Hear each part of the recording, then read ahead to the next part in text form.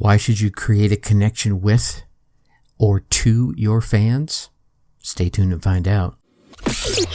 Welcome. Okay, here's the question. Serious? How are we dark horses? You know, the ones everyone is betting against, the ones they don't expect to win, place, or even show on the track, and they'll even laugh on us when we talk about trying. How do we show the world our greatness and triumph? Come on. Well, that's the question, and this podcast will give you the answers. This is The Dark Horse Entrepreneur. My name is Tracy Brinkman. And push it up. What is up? What is up? What is up, my Dark Horse friends and family? Welcome back to your weekly dose of geeking out learning. I'm your Dark Horse host, Tracy Brinkman, and you, well, that, my friend, is infinitely more important. You are a driven entrepreneur or a business owner, or perhaps you're one in the making. Either way, you're here because you're ready to start, restart, kickstart, just start leveling up with some great marketing, personal, or business tips and results in order to build that beautiful business of yours into the empire it absolutely deserves to be. And that's why I'm here bringing on these guests that I think will bring that value to you and help deliver that value on this podcast. And if you want to keep getting that value, if I said value enough at this point, please make sure you go on down there and hit that subscribe button. And while you're down there, leave us a 5-star rating and some kind words in the reviews. Why? Well, because it is those subscribes, ratings, and reviews that tell the podcast platforms that you are getting that value there. I got to be able to say it again. And to help us reach more driven entrepreneurs, they might give us a little lift up in the podcast algorithms when you drop those subscribes, those ratings, and those reviews. So please take a moment, show the love, and help spread the word. All right, you know what I'm going to say right here, right? Yeah, another big episode today. Today, Jim and Luke, the con guys, are going to be talking about not being afraid of the competition, why you should broaden your horizons, why we should remember to put a twinkle back in our eye, and building variations of success. Plus, I'm going to let you in on next week's interview guest who offers a proven no bullshit method of positioning your business, service, or brand to get noticed. As per usual, the Dark Horse Corrals are chock full of personal, business, and marketing GOLD spilling from every corner of the Dark Horse Entrepreneur HQ. So let's get to the starting gates and go.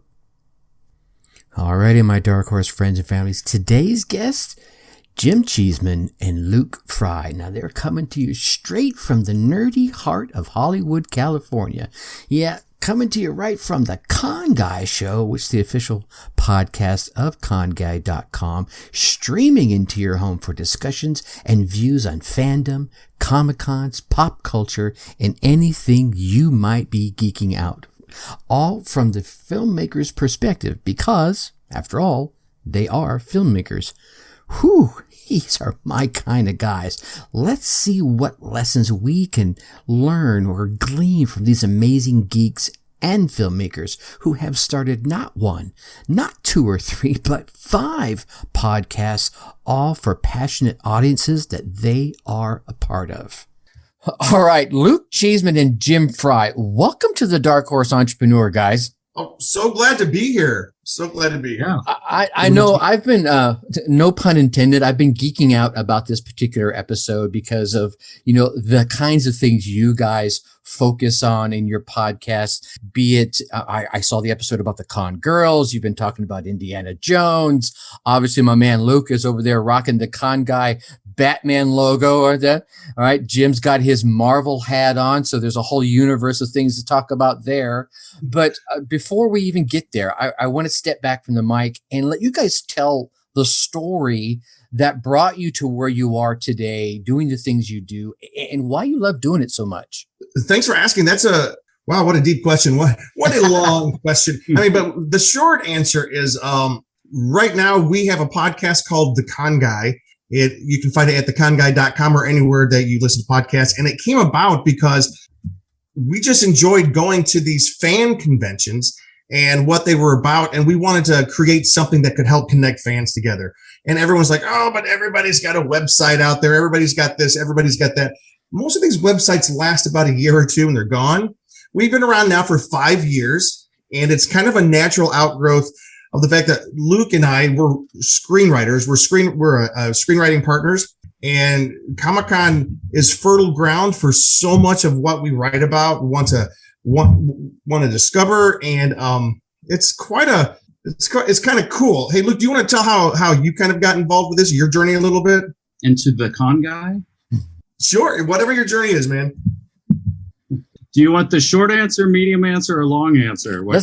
Let's start with the medium answer. Okay, cool. So we talked about this before we started the show. So I grew up watching a lot of, and if you're watching or see little snippets on screen, I like to decorate a lot of Batman 66 thing, the classic Batman and Robin. Got my little Robin figure here.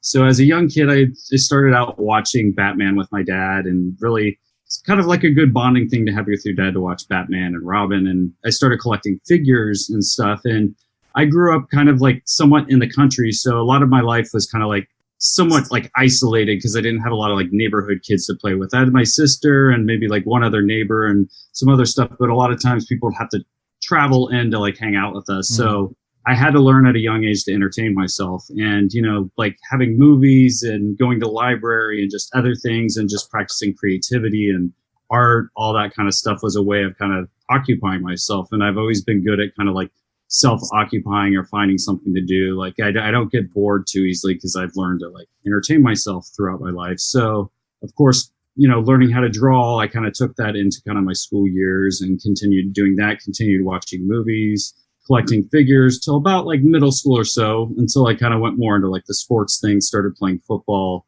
doing all of that, and still kind of did some of the arts in the background. I didn't quite take it as serious as, I should or whatever. But then I ended up getting a football concussion and then ended up not being able to kind of like perform on other areas of my life. But the arts kind of was something that came naturally to me. So I was able to kind of continue drawing, which kind of got me a scholarship in the art school, because originally I was kind of thinking more maybe filmmaking, which I did end up coming back to, but it really kind of got me kind of stuck in a spot. And then I started playing music in a band and just doing all sorts of kind of creative stuff there locally in Columbus, Ohio, where I'm from. So I went to college, graduated, and actually I got in based on illustration, wanted to study graphic design, but then I realized if I studied photography, I could take a bunch of electives and almost learn a whole nother major. So I'm like, I'll still take my design classes, but I'm going to major in photography. Then taking photography, I discovered if I take 4 more classes, I could major in film, which kind of develops, a love of film that I had in my youth and, fandoms, all that. Like I also grew up watching like Back to the Future.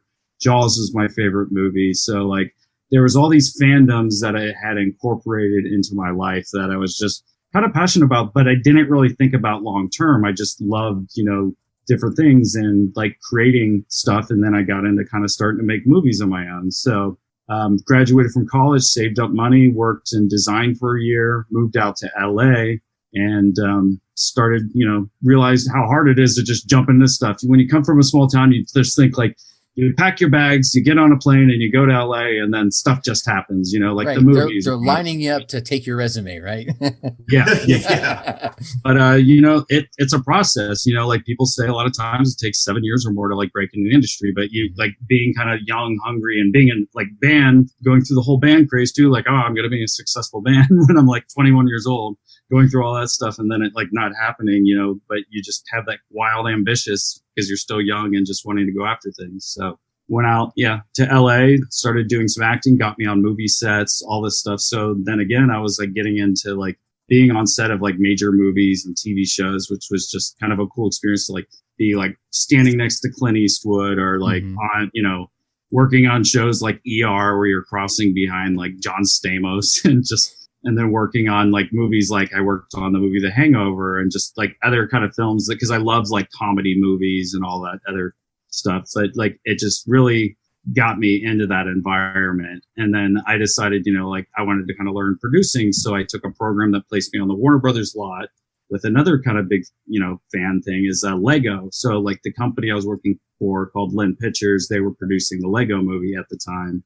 And it really kind of got me into the idea of developing stuff. And right around that same time I was doing Lynn Pictures, Jim started to get me into kind of the convention scene. And I went to my first convention, which was WonderCon. So I kind of didn't fully embrace like the, what people would call the nerdier side of yourself. I just consider it more creative, but a lot of times, growing up, that could like isolate you or not feel like the cool kids. And I played football and other stuff. So it was a weird mix of like being somewhat of a jock, but then also being artistic and kind of finding the balance. Because even when I went to art college, I didn't feel quite kind of like I fit in. So here I am walking into like WonderCon, which is like my first Comic-Con. Like, okay, I don't know if I necessarily want to be here or what exactly this is. But then they had these gigantic film panels with like Ridley Scott. My cousin is a famous actress, Maggie Grace, and she did a panel for a movie called The Lockout, which she did with Guy Pearce. So that was there. And then, me loving buddy movies, Jonah Hill and Channing Tatum were there promoting 21 Jump Street. And they gave out like a free screening to go see the movie. I can't remember if we saw it there or not, but it was cool seeing these film panels. But it wasn't until I hit the convention floor and then I was rediscovering what I mentioned before, like the figures when I was a kid, like seeing these Robin figures. I was like, it stirred up this nostalgia factor that was within me that brought that kind of childlike thing, which I think is really important to know what that is in your life. For my dad, it was taking him to see Paul McCartney because he never got to see the Beatles before, but you see that childlike twinkle, in their eye, and everybody might have that one thing, whether it's a stuffed animal, whether it's a movie. And that's what's good about the convention scene is that they do that.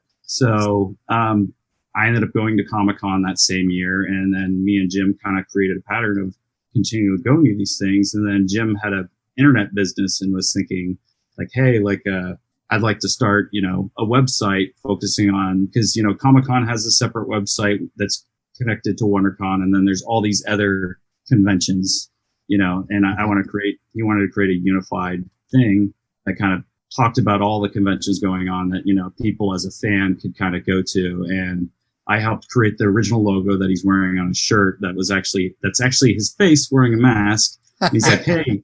Well, I got yellow sunglasses upstairs, and when I put them on, I look a little bit.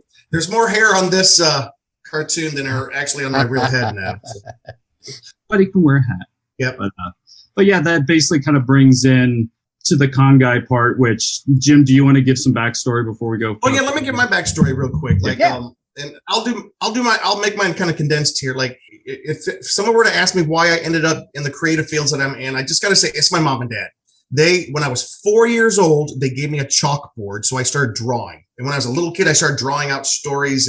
And then when I was like 10 years old, I started drawing my very first comic strip. I mean, I actually drew it out, printed it, copied it, and passed it out to people in the neighborhood. I got a typewriter at age 12. I remember that. And then I started typing and I kind of never looked back. And then there was that Christmas right around age 12, my mom and dad got me a subscription to a bunch of different comic books because my first comic book was 1979 John Byrne. It was an Avengers comic book, which I loved.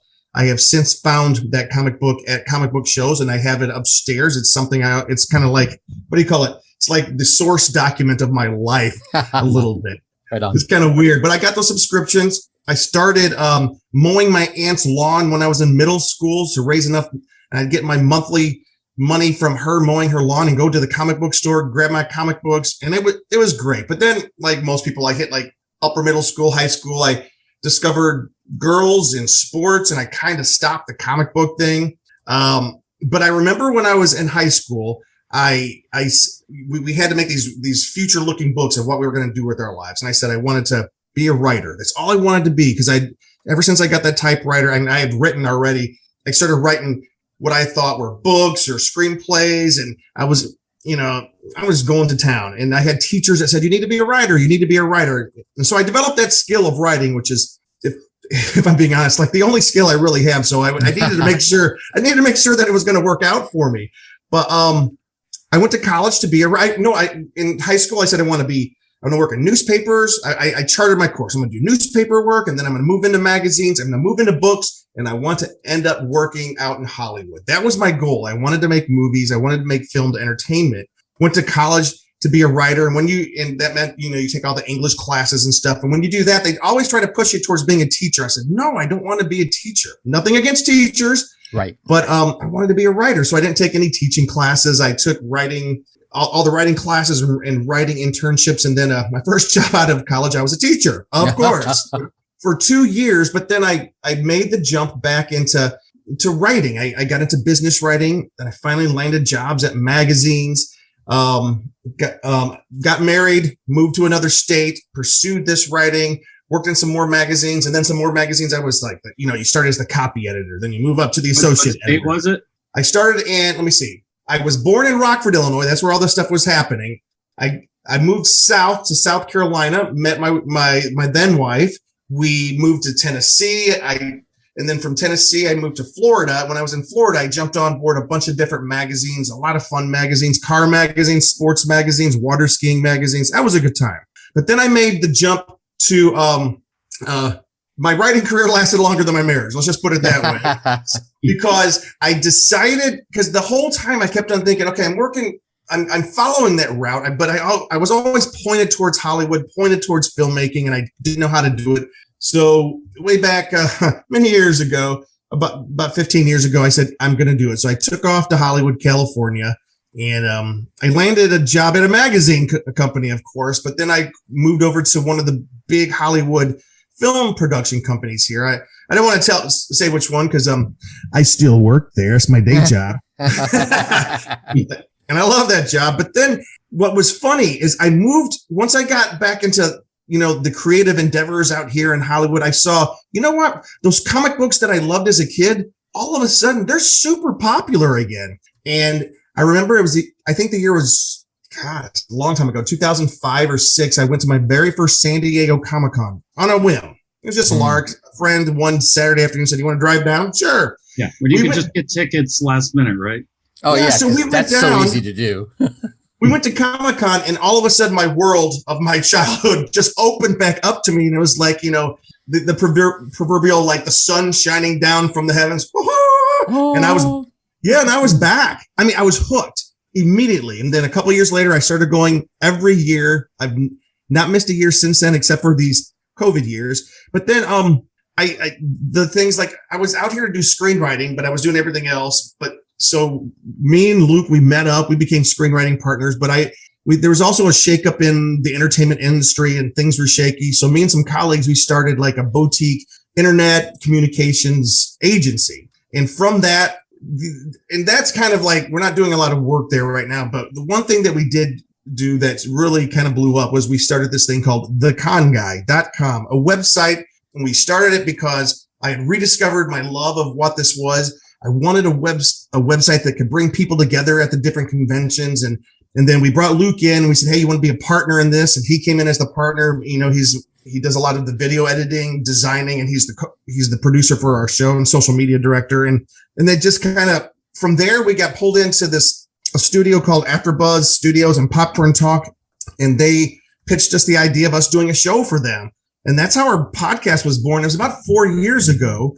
And we're now at that hashtag show, not because of any bad blood with Popcorn Talk. It's just through COVID and different things. They're on pause for a while. They're kind of reforming. And now we've kind of branched out a little bit. We have the Con Guys, which is our main show. Then we started about 2 years ago, the Scare Guy, which is the scarier side of the Con Guy. We're not super gory, super dark, but just a lot of good fun Halloween horror nights and horror movies. Mm-hmm. And then we have recently launched the Con Girls. Our newest thing is the Con Kids. And of course, you probably can't see on the wall, but behind me, there's a tiki bar. That's for the Tiki Freaks, which is our final show that we have launched, all about tiki culture. So that is the long and short of it. And the reason that it works is because the interest that we have at these conventions melds so seamlessly with our screenwriting, meeting industry folks. And if it didn't, it would be impossible because there's not enough hours in the day to do everything that we try to do. That's my short story. And it's way too long. Those are cool stories. I think a couple of things that resonated with me is back when where Luke was sharing about not embracing his nerdier side, right? He was a jock. And I think we're all guys here. Huh? I'm a guy. I'm gonna guess you guys are too. Anyway, it became kind of like, well, it's not so cool to like Batman or any of those things. And here's the thing: my dad was in the military, and just before teen years, we were stationed in Europe, over in southern Germany, and I loved it. And I got into gymnastics. that was my sport. Yeah. Sport, right? And I got into competitive men's gymnastics, doing the iron bar and cool. the whole 9 yards, the pommel horse and everything. And my dad decided to exit the military, 23 years, decided to retire, and he wanted to settle into Southern California. So I go from this structured environment to Southern California. Yeah. Insert dramatic pause here, right? And so I went from, all that structure to probably the most liberal place on the planet, let alone in the United States. And in screenwriting, we call that the midpoint, when everything changes. Everything changes, right? And here was the real sad part. When I get to my new high school, I'm an 8th grader. And first off, thing one, the scholastic level of the school I was going into was 2 years behind where I was already at. They were trying to teach me stuff I'd learned 2 years ago. So now I'm getting bored with school. So I think I'll throw myself at my sports to keep myself entertained. And they had a gymnastics class for men, but there was no competition. You could go there and you could work out and that was it. And I thought, man, this sucks. So what I become? A cheerleader. Oh my God. Oh. But here was my angle. Southern California, that had to be nice. Yeah, that was my angle. I said, everyone was going, why don't you do football or track or something? Well, I'm too damn little to do football. I was like 4'3" in the 9th grade. That was out, right? Baseball just didn't interest me. Pretty women and doing flips, I was all for that. So cheerleader seemed to be a natural course. So obviously, I still wasn't an embracing my nerdy side, but at some level, I didn't give a crap, right? Anyway, I wanted to. That's cool. I wanted to. There was one other story I have to share when you were talking about your chalkboard and drawing comics, right? And one of my English teachers, when my grandfather had passed away while we were in Germany, my parents had to leave Europe to go attend to some things here in the States, and so I was 12, 13 at the time, there by myself, which is every little kid's dream, right? Hey, the parents are gone. But, I was a little busted up. I was pretty close with my parents. And she started assigning me these extracurricular activities, like I was reading The Tattooed Man by Ray Bradbury, which is an excellent book. But then she said, read The Fantastic Voyage. Yeah. Awesome book. And then instead of doing a regular report, you can pick from one of this sheet of things. And one of the things on the sheet was doing a comic book version of the Fantastic Voyage. So I sat down and created probably, I'm trying not to exaggerate, it must have been a 24 to 30 page comic book, maybe 6 panels per page. And of course, every once in a while, like all the good comic books, you have the big 2 panels that something exciting is happening. And to this day, I always remember sitting down and drawing that. Now, the people drawing skills probably weren't that great, but just the act of going through and taking the story and putting it into sections where you can't tell the whole story. So you have to, put some excitement or something into the panel that pulls them out. That's a skill in and of itself. When you say 100%. And I have so much admiration for what you did there. That's what people don't understand. It's like when someone says, Jim, what did you do to become a writer? How did you develop your writing skills? It's comic books. When I was a kid, I read comic books and tried to recreate stories in comic books. The language in comic books was at that, comic books are science fiction. They use science language and big language. And that's what did it for me. There was 2 things that improved my writing. The first is comic books. That's the biggest thing. And I read a lot, but comic books. And then the second was when I moved away from Illinois to South Carolina, there was a girl that I left behind in Illinois in the 9th grade that I was in love with. And I would write her 3 letters a week. And these letters were 10 pages long back when people wrote letters. Oh, and boy, oh boy, did I develop some writing skills back then. I bet. and to your point, like the thing that was cool about, you're talking about like Jules Verne, Journey to the Center of the Earth, they had a graphic novel, the comic book version of that when I was in middle school or high school. And I did a book report on that. The teacher never knew. I just told her I did a book report on Jules Verne, Journey to the Center of the Earth. I didn't tell her it was a comic book, but I got an A on that paper. And that just proves to you how great that is. That's awesome. That's awesome. So, man, where do we take this? I think here's one of the things I wanted to dig in here, because I'm just going to take this in a total geek mode. I'm a geek. I'm good with. As I was showing Luke earlier, we're sitting in my little podcast studio. Is actually my KISS room, right? This is where I have all my KISS paraphernalia and everything. And when Luke is talking about collecting those characters and how and then you mentioned it too, Jim, you brought out that childlike quality. And when you see those things out there on the floor, I experience a lot of that at those cons, but also when I go out and I find these gems from the 70s, right? You know, the old Tiger KISS record player. It took forever to find one, but before we finally found one, and it's sitting over here and it's in great condition. And there's just something magical when you find that, right? Mm-hmm. As you see these cons and more, I'll call it is it fandom when they're creating their own alternate universe version of storylines, right? Is that it's what you call it, fanzines, you call it fan fiction. People, right? Yeah, like the book, the whatever shades of gray. How many? Yes, 50 shades. Yeah, however many shades it is. That started as fan fiction for the Twilight books. Yeah, and people do that. A lot of people in Hollywood started working in fan fiction. So yeah, you're correct. Fan fiction. Yeah. Now, is there pros and cons to that? Do you think that when it comes to it, and I ask this because you guys are on the inside looking out, I'm on the outside looking in. When some of that fan fiction becomes popularized in the fan universe, I would imagine, do they then kind of alter the universe, right?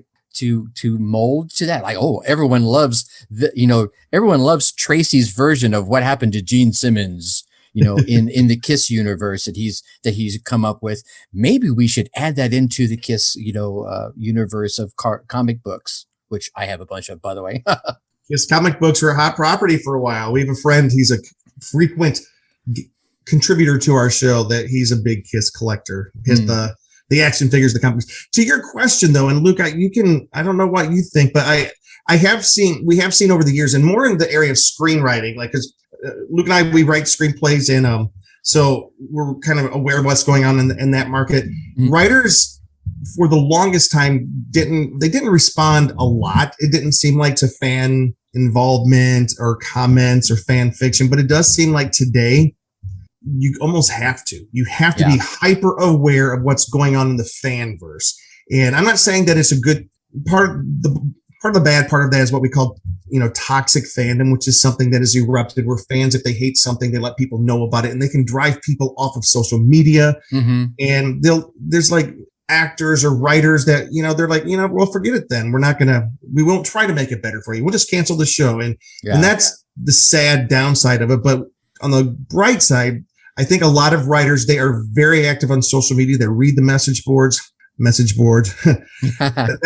an old word these days, but they keep up with what the fans are saying. They listen to the podcast, and I think a lot of them have said, they respond to it. Like, characters that are beloved might get bigger storylines or whatnot. I don't know, Luke, have you seen some of that as well?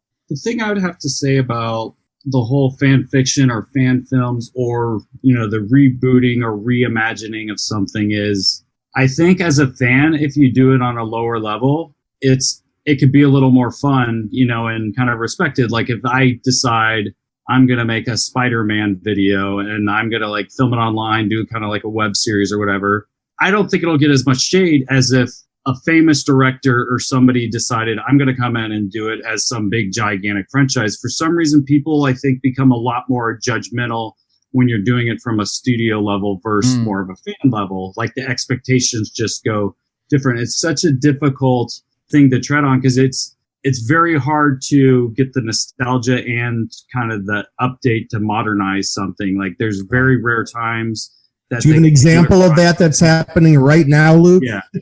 Not to date the show, but yes, it's going on big time with the Masters of the Universe.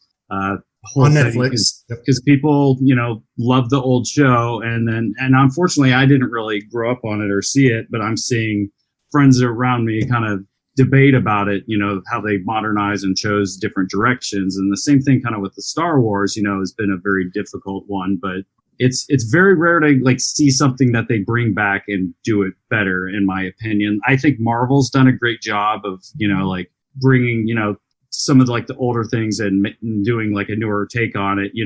They've done the same thing with Batman, like Christopher Nolan did a really good take of Batman. But then I know that now the Zack Snyder ones have struggled as far as the Batman character goes. And some of the stuff like the first Wonder Woman did good, but it's kind of been mixed for DC on good and bad things. But we're hoping DC's headed kind of in a better direction that the fans will love. But Marvel. But Luke, when you talk about DC, one of the biggest movies on HBO Max this year is directly a direct result of fan demand. Mm-hmm. You want to talk about that? Yeah, you barely get this ability to do it. And I wish kind of in a way people could do it more, where they took Zack Snyder's cut that was just torn apart. His daughter passed away during the making of the film, and then he had to kind of Justice League as director, and then came Joss Whedon to kind of take over and kind of almost redid a lot of it and kind of did his own thing. But some of it could have been closer to Zack Snyder's original vision, but the studio and Zack Snyder uses this opportunity like, hey, we can put our hands back in this and fix everything that we think people hated about the first one and kind of give a redo, which you almost wish like, oh, can they do that in Star Wars? But it was directly, but to Luke's point, it was tied directly into the demand from fans. And that's probably one of those examples of where the demand from fans created this whole new thing. Back in the day, they used to have letter writing campaigns when a show was being canceled and they bring it back for a season. Or I remember, was it? You're now listening to the Dark Horse Entrepreneur Podcast. When Taxi was canceled, but there was a letter writing campaign and then it got picked up by like a different network altogether. Right. Now it's just like social media and outrage online. But the Snyder Cut, wow, that just got so much attention and it became like the center of the nerd universe earlier this year. And it resulted in probably a much better product than what was put out originally. I think that's a great example. I think there was one, it was either The Flash on Netflix or it was The Green Arrow. Because I know we were kind of watching them, and I say we, as in my wife and I, we're both geeks. We were watching them kind of in tandem, and they do align at a number of points where they cross over and introduce the characters to each other's shows. But there was a character, and I want to say it was the Black Canary. It may not have been. It may have been a different one, but she was killed off. Yeah. Right. And then, the social media buzz started. Oh, you can't do that. The Black Canary did way more things than what we've seen, and yada yada yada. And all of a sudden, about a season and a half later, she's back on from their alternate universe storyline. You're like, okay, well, maybe they planned it. Maybe it's as a response to the fan demand, and I don't blame them. It was good. I enjoyed the character and the way they wrote her back in and continued on with her, and they gave them more opportunities to do things with her that weren't in her original storylines. Which that's when you almost get to the purist versus the let's just enjoy the character. It's like, well, they never did that. Okay, well, it's not 1960 anymore either. That's good, But that's the thing is, if people complain about that, you got to say the comic books have always done that. Nobody's ever dead in a comic book. Right. They can always come back. They always find a way back. And I remember one of those comic books that I was subscribing to. The first time one of my favorite characters experienced a death was her name was Marionette. It was in the Micronauts comic book, which is supposedly becoming either a film or a movie soon. But anyways, Baron Karza was the bad guy, and he shot this ray at her and he dissolved her. She was reduced to atoms. And I was like, oh my gosh, one of my favorite characters is gone. But then you find out she's been reduced to atoms, which means she slipped into the microverse. So they found this weird way to make sure she wasn't dead, and the thing that's cool, and Luke, you can talk about this as well. The movies, both DC and Marvel, have caught up to the concept of the multiverse. Mm-hmm. The multiverse in Marvel is splitting wide open right now. I don't want to ruin it for anybody, but Loki split open that microverse. We're about to see many, many different storytelling angles from many different directions. DC, they kind of had their multiverse, but like their next Batman movie, or was it Flashpoint, which introduced us to different timelines and different multiverses. We're going to have apparently Bruce Michael Keaton's coming back for a part. And then the new Spider-Man movie, we might be seeing multiple versions of the Spider-Man. Tobey Maguire, Andrew Garfield from the different Spider-Man franchises. And definitely the villains have been confirmed. Like, yeah. And, nice. Yes, right. Jamie Foxx's, what was that character again? Jamie Foxx? He was all Electro. Yeah. So I love that we're getting into this era, and a lot of people are freaking out. Like, oh no, that means if people are dead, they're not going to stay dead. People are like, if they're dead, you need to keep them dead. I'm like, you people have never read comic books. Yeah, they always come back. Get over it. Right. Even Captain America came back in the comic books. That's right. Who knows? He might come back. Yeah. Who was? Oh my God, who was it? Okay, you know the Nemesis. Is it Kang? Yep. Who was he? Isn't there a storyline where he had to go back to literally kill his original self to become the Kang that he is? And it creates almost like this loop where he has to go back, otherwise he doesn't exist. So he has to go back. Anyway, your head can spin. He's the perfect villain for the multiverse because he is from the future, but he exists in like 25 different timelines. He's the perfect villain for what we're about to get into. Absolutely. All right. I got to jump off here because you mentioned, obviously, Luke, you mentioned that Jaws was your favorite movie. So yeah, you've already mentioned what your favorite movie is. So the follow-up question would be, why Jaws? Great movie. Not knocking it. Well, I think like any kid naturally has a fascination to sharks and stuff. It's just, there's something cool about the mystery and just they look freaking cool, like right. As a kid, you're at the aquarium like, oh, what's that? And you're just obsessed with the shark, or you see toys, you're obsessed with that. So when I was a little kid, this is kind of like a weird thing with Jaws. Like the first time I watched it, I was like scared to watch the shark parts. Like it was kind of like a scary, so I almost had like a little bit of fear kind of mixed in with it, which, and then when I got in 6th grade, then I was like able to kind of like watch that one and watch all the movies. So like my friends did like a slumber party, kind of like up all night, kind of like watch all 4 Jaws movies back to back. So right. There's a nostalgia factor. But then as a filmmaker, you see it later in life and you're like, wow, the story and the filmmaking. And it's almost like watching a novel, the way these 3 men go out and go after the sharks. So it's like every time I watch it, I learn to appreciate more. And then especially having like the Steven Spielberg kind of thing to it that kind of was inspiring as a filmmaker. So there's just so many layers to it that has that kind of like, primal fear / love of sharks, as a kid. Then the nostalgia factor of like watching it with your friends in your life, and then studying filmmaking, loving Spielberg, and plus all the other nostalgic Spielberg movies that are kind of like tied into that. It just, Absolutely. There's so much. And I'm definitely not alone on this because the Jaws fandom is such a big thing. And especially like as a collector, like up on my shelf, like I have a lot of Jaws stuff. Like if you buy something Jaws and then they stop making it, it almost like quadruples or more in value. Like I bought like a figure for probably like $10 and now it's worth probably like $200. Like stuff just, it's crazy. If you buy Jaws stuff, like there's something about it that just still has this craze 45 plus years later. Isn't that nuts? Quick add-on story to that about the nostalgia behind it. So obviously I loved it as a kid, right? There was that fear factor originally. And when we settled in California, I obviously became a surfer. I loved getting out there in the beach. So there was a factor around that. You're like, oh shit, that could happen. So fast forward to the 90s, my daughter is born. My second daughter is born, and she gets to about, I think she was about 7 or 8. And you were like, hey, can we watch Jaws? Can we watch Jaws? So I'm like, yeah, sure. But I want to be there, because if she gets too scared, you want to monitor that. So we did. We all huddled up in Dad's bed, turn the TV on, turn the lights down. My 8-year-old is like cuddled up. You got their head on the shoulder.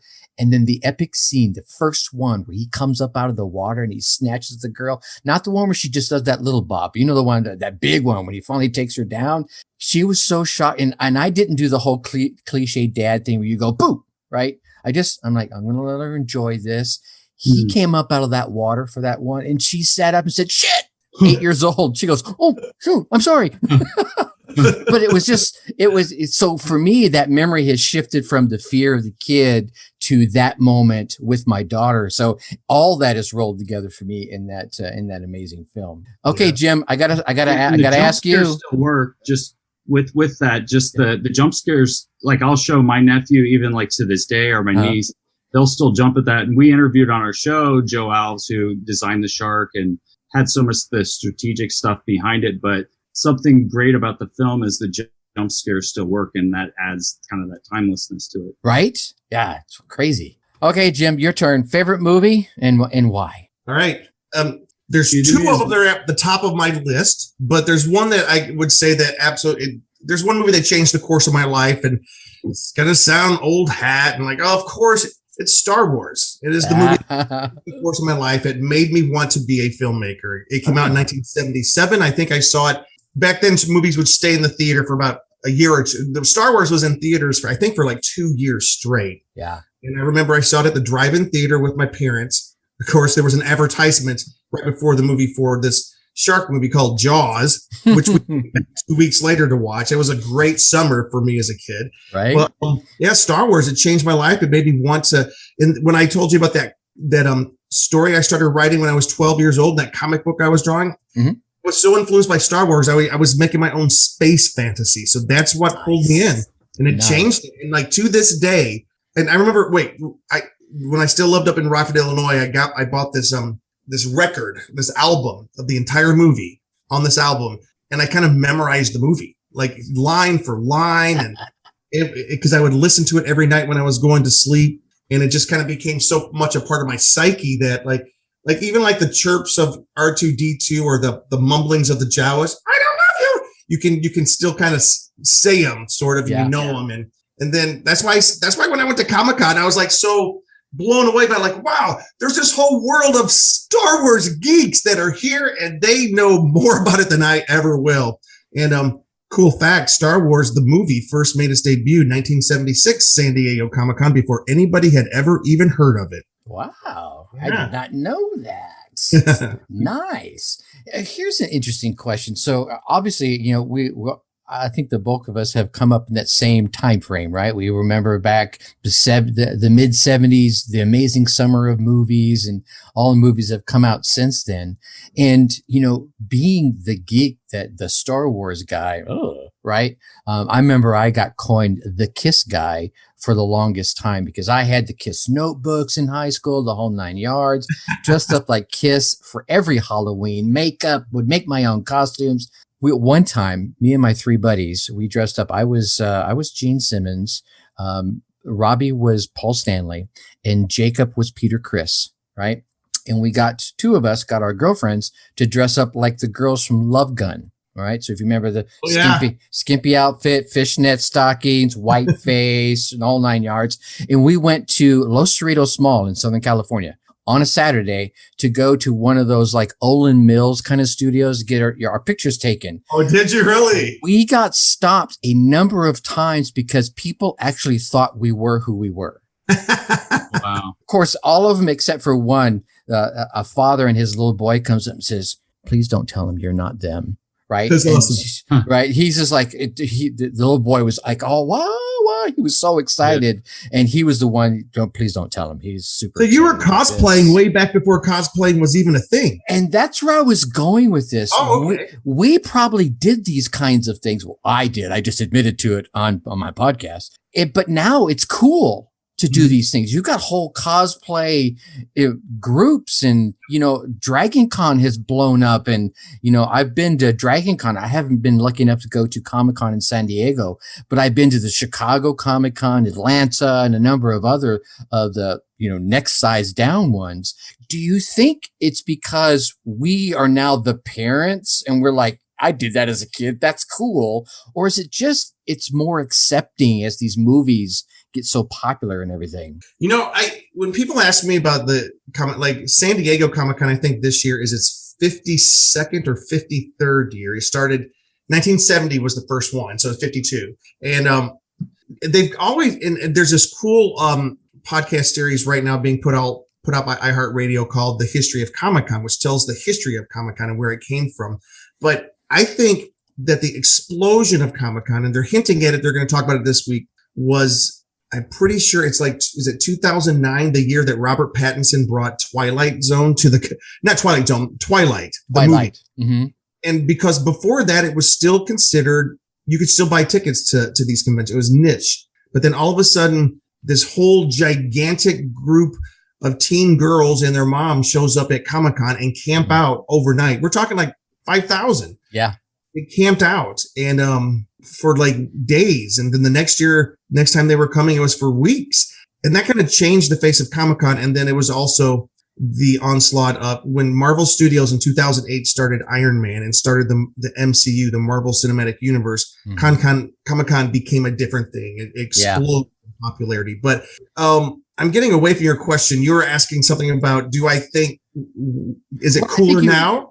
I think you've kind of answered that. Why do you think it's kind of made that transition from being uncool, right, to, man, it's super cool? Or maybe it's just my opinion. Maybe I just think it's cool. It's the dominant pop culture stuff now. Like pop culture is dominated by Marvel and DC, and it's also dominated by fantasy and Star Wars. Like it's movies and television. It's just the proliferation of Stranger Things. We still have like the biggest shows coming out are always these big, for lack of a better, they're not necessarily sci-fi genre shows, and Star Trek, here we are 50 some years past Star Trek and they're having their own conventions. It's, we like to say the geeks have inherited the earth, but if you were to ask me, do I think it's going to keep growing? I don't think so. I feel as if we've plateaued. Yeah. I think for one thing, I don't think it can get bigger, but a lot of the conventions are starting to eat at each other. There's some of them are starting to go away. And I think we're going to, as sad as it sounds, we're going to come to a place where we're going to have, whereas now we have a comic book convention almost in every city in America. Those are probably not going to always be around. Yeah. The big ones will, but I hope to get to Dragon Con this year. I think I'm going down. Oh man, I got lucky enough one year. A friend of mine who was in the film, right? He did local filming in Atlanta. His boom boy ditched out on him at the 11th hour. So he calls me up like a Thursday night before Dragon Con and says, dude, I need you to be the boom boy for me tomorrow, Friday. And I'll give you this guy's pass, which was a 3-day all access pass. All you have to do is walk around and just hold the microphone wherever I'm. And he was going to be doing interviews with like, Lou Ferrigno and, the lady that played the Catwoman in the original, all these, and all these folks that were going to be there. I'm like, yeah, right. I'll do that all day long. And it was so cool to be from a kind of a behind the scenes thing. I was just a regular guy at that point, and to see that, these guys are just regular folk. They just have a really cool job. And then I got to go back on Saturday and, just do everything I wanted to do. And here's another thing I think really for me brought up cons is the energy of being amongst those that really enjoy the same thing you do, right? Whether you like Batman or, old Batman or new Batman, you liked Batman. All right, you guys could all get together. You may disagree on whether this person Michael Keaton was the best Batman or, Christian Bale was the best Batman. You could get into that battle, but at the end of the day, y'all love Batman, right? Yeah. Mm-hmm. Yep. What you just said is like our country right now, it seems like this past 5 or 10 years has become, if not long, so polarized along political lines. Mm-hmm. I mean, it's just like, if somebody's a different political party than you see, or these days, it seems like that becomes your enemy. And that's so terrible. It's an awful thing. Yeah. But Comic-Cons, it's so weird. You walk in and just what you described, and Luke, you can talk about this. Like you walk in and there's a million different fandoms, people of all different interests, but everyone there just loves the fact that it's a shared tribe and they're there. And it's like, just a friendly place. And like Luke, the first time we took him, he was a little bit apprehensive about if it was going to be for him or not. But what was it that got you hooked, Luke? Yeah, I said that on my section that, just seeing the collectibles and the things that bring kind of like the nostalgia and seeing kind of the film panels kind of brought me in. But back with the one statement, I would say that, I think it is a unifying thing in person because it seems like a lot of the kind of the toxic fandom that we talk about sometimes I think happens more online. People like to kind of quietly have their opinions and kind of do that. But when everybody's in person, it's nice to see more kind of the unity about it. But, but yeah, it can be toxic behind the scenes. But, when it comes down to it, we're all fans of things and we're all there together. And like Luke's making a great point. We have a friend, his name's Greg. He's a therapist and psychologist. And he says that there's studies that show that because we're trying to figure out what is up with this toxic fandom online, and people just tear each other to pieces and they just get so mean and so nasty. But when they show up in person, that kind of melts away a little bit, and you can have disagreements, but you still like each other. And studies have shown that if you can see somebody's eyes, you are much less likely to be hateful in what you say towards them. But the minute that it's an anonymous thing online and someone's opinion crosses you, you're more tempted to tear into them. So we need Comic-Con conventions. They're saving the world. There it is.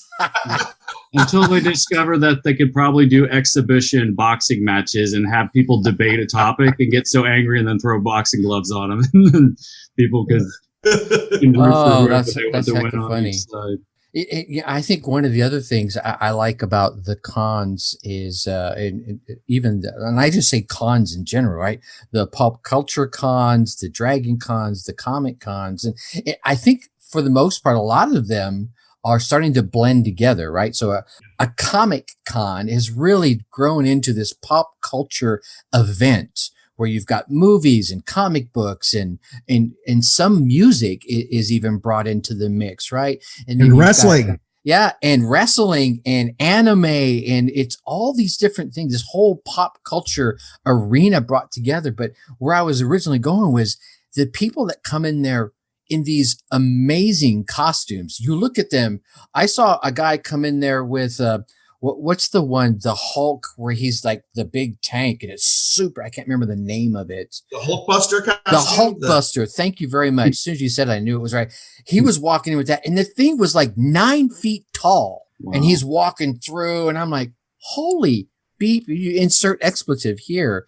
And then you see another one I saw was How to Train Your Dragon. There was one person in the dragon costume walking around all bent over in the wings. And then the other person was dressed up like the guy character who was the trainer of the dragons. And I was like, just the amazing costumes that you see from the simplest all the way to the most extravagant, like the Hulkbuster. You're like, what is up with these folks? They take it to a whole new level.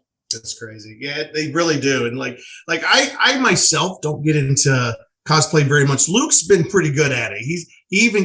He had a costume one year that got him on television on the Sci-Fi Network, standing up front and with a group. But they pulled him up front and said, "We want you in front so we can feature you." It was really kind of cool. Okay, what was the costume, Luke?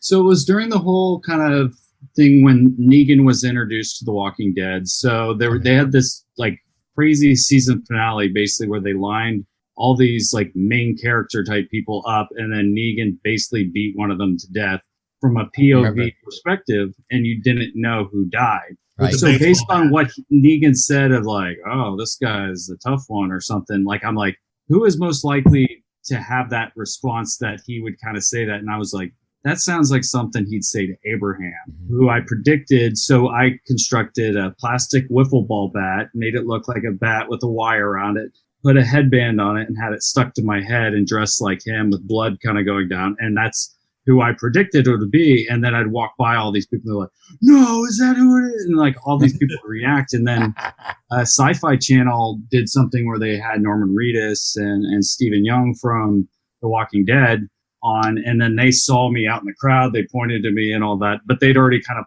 strategically placed me in the front, and they kept kind of moving me to where I was in like camera shots. But I was like, that's cool. Very featured. And even, what's that one lady that comes on the show a lot? She even kind of pointed me out in the crowd. Comes on our show a lot?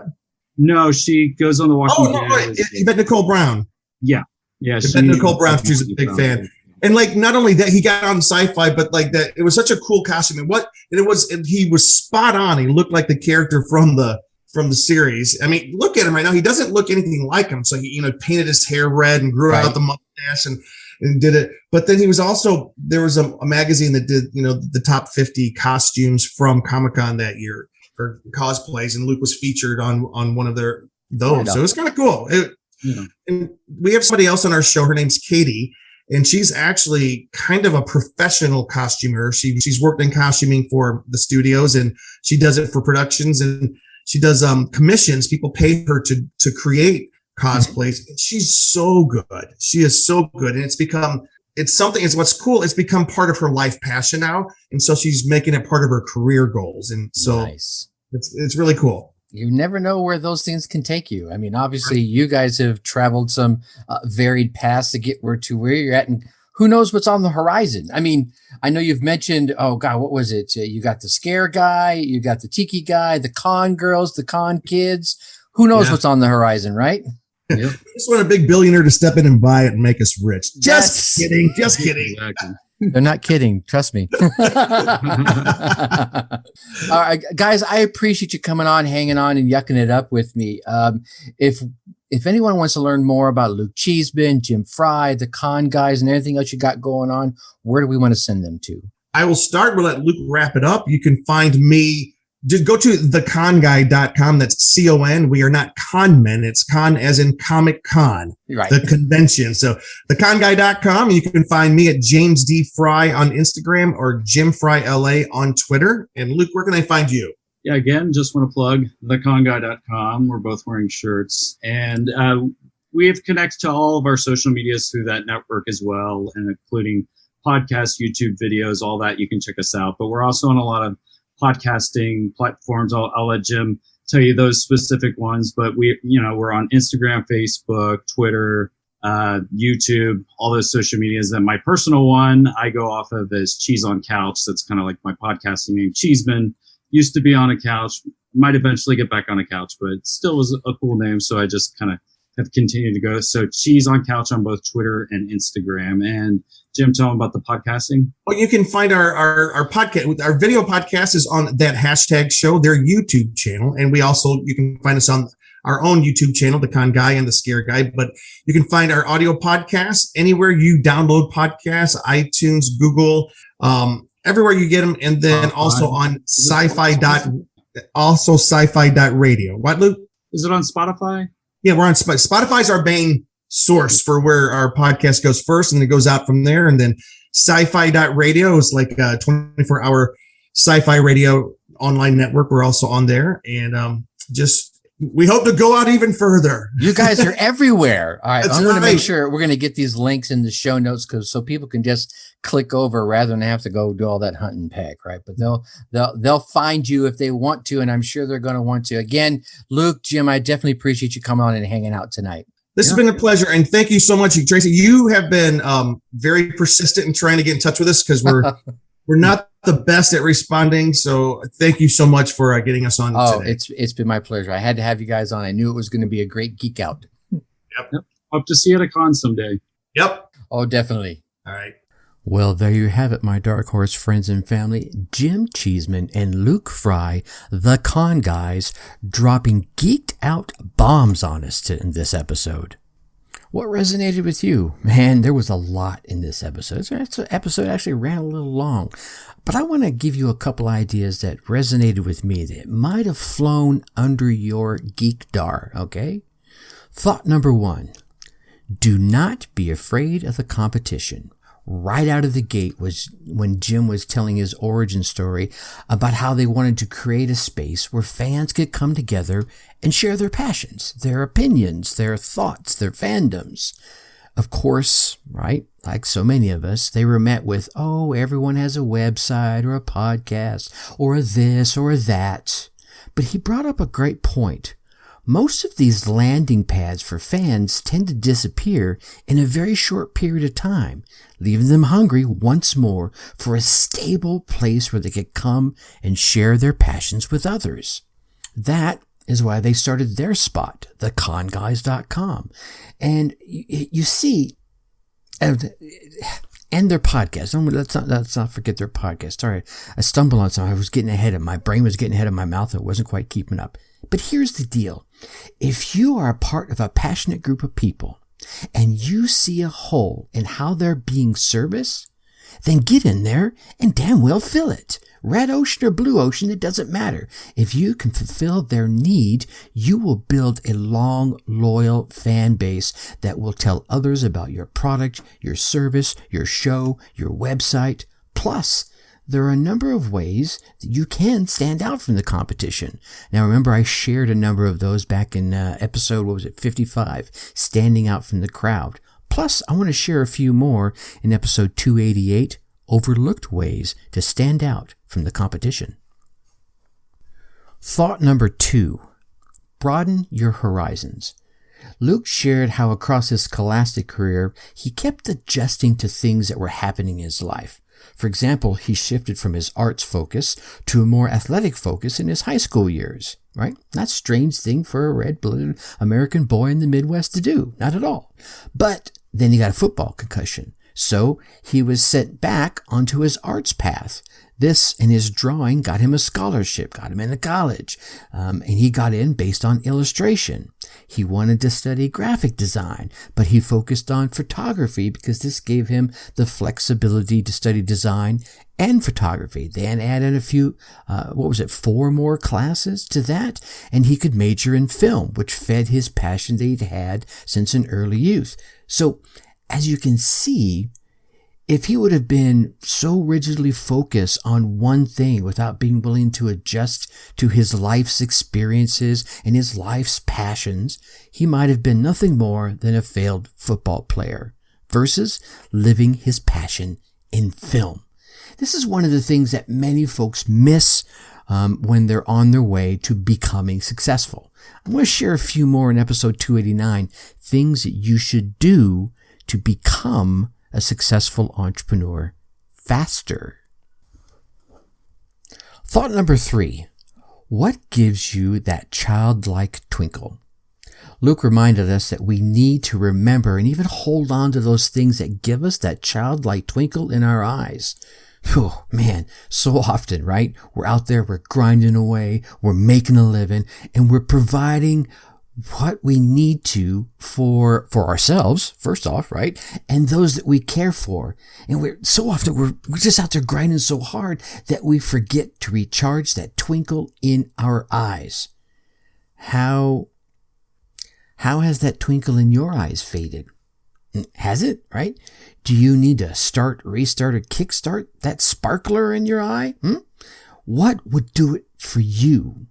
For me, there are so many things. I think a deep conversation with my wife always fires me up inside, puts a twinkle back in my eye.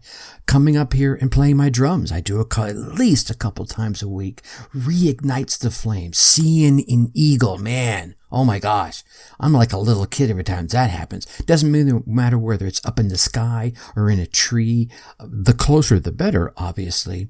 And sometimes it's just reading something moving or motivational that can reignite the twinkle in my eye. What will light the fire in your eye, right? Whatever it is, get out there and get to it. Give it to you so that you can continue to give that twinkle in your eye out to those that you serve. Thought number 4, try variations of a success. Now, Jim and Luke did not call this one out directly, but I wanted to make sure it did not go unnoticed. So they started their endeavor that blew up and it reached a level of success, the con guy. So did they take that happily and rest on their laurels? Not no, but hell no.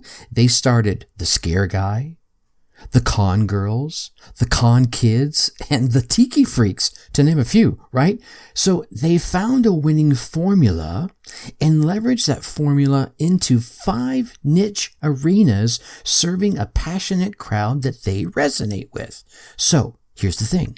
When you find a level of success, get that product or service to a point where it's running on near autopilot, just humming on all 8 cylinders. Then use that magic formula that you found to create a variation, let's say, of your success for a sub-niche of your passionate audience, just like Jim and Luke have done. Man, and there are so many more lessons and tips and geek moments. Let's just be honest, in geek moments in this particular episode. What cool ideas, inspiring tips, or titillating thoughts resonated with you today? Whatever they were, take some time as soon as right now. Right now would be a great time.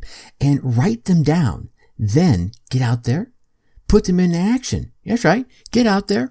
Run your race, get your results, and then come let me hear about them. Seriously, email me at tracy@darkhorseschooling.com. Share the tips or ideas that you come away with, how you put them into action, and what results you gain from them. Good, bad, ugly, up, right, left, down, who cares? Probably even bring you on the show and let you share your story and your business. All right, now, our next interview episode guest is Mike Michalowicz. Now, in his new marketing book, Get Different, which I'm about halfway through at this point, Mike offers a proven no bullshit method to position your business, service, or brand to get noticed, to attract the best prospects and convert those prospects, those opportunities into sales. You're going to want to hear Mike's unique viewpoints and rib-tickling ideas as he shares them in this episode.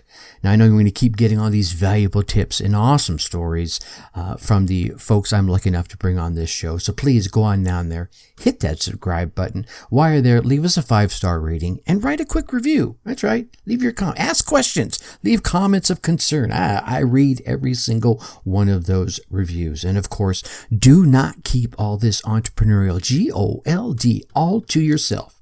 Share this podcast with other entrepreneurs and business owners that you know will get value from it. And with that, I'm going to leave you as I always do. Think successfully and take action. Thank you for listening to the Dark Horse Entrepreneur Podcast. And you know this. Thanks for tuning in. Check us out at www.darkhorseschooling.com. All right. My name is Tracy Brinkman.